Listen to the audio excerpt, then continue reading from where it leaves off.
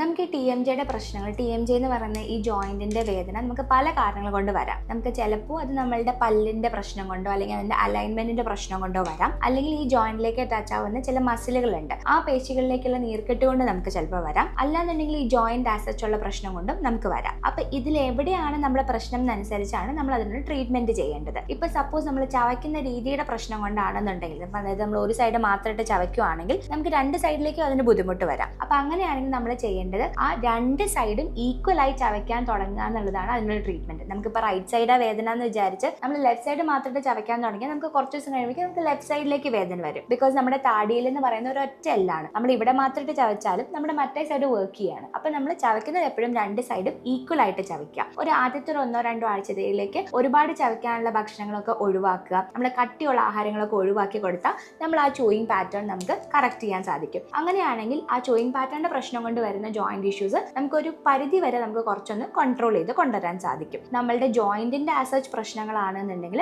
അപ്പൊ അതിന് വേണ്ടിയിട്ടുള്ള ട്രീറ്റ്മെന്റ്സ് ആണ് നമ്മൾ ചെയ്യേണ്ടത്. അത് ഈ പറഞ്ഞ പോലെ ഫിസിയോതെറാപ്പി പോലത്തെ ഓപ്ഷൻസ് ഉണ്ട്, അല്ലെങ്കിൽ നമുക്ക് അതിലേക്കുള്ള ഇഞ്ചക്ഷൻസ് പോലത്തെ ഓപ്ഷൻസ് ഉണ്ട്. അങ്ങനെ പല രീതിയിലുള്ള ഓപ്ഷൻസ് ആണ് നമുക്ക് ഉള്ളത്. ഇനി അല്ല നമ്മളുടെ പല്ലിന്റെയോ അതിന്റെ അലൈൻമെന്റിന്റെയോ പ്രശ്നം കൊണ്ടാണ് നമുക്ക് ഇങ്ങനെ വരുന്നതെങ്കിൽ അത് കറക്റ്റ് ചെയ്ത് കൊടുക്കുക എന്നുള്ളതാണ് അതിന് വേണ്ടിയിട്ടുള്ള ട്രീറ്റ്മെന്റ് എന്ന് പറയുന്നത്.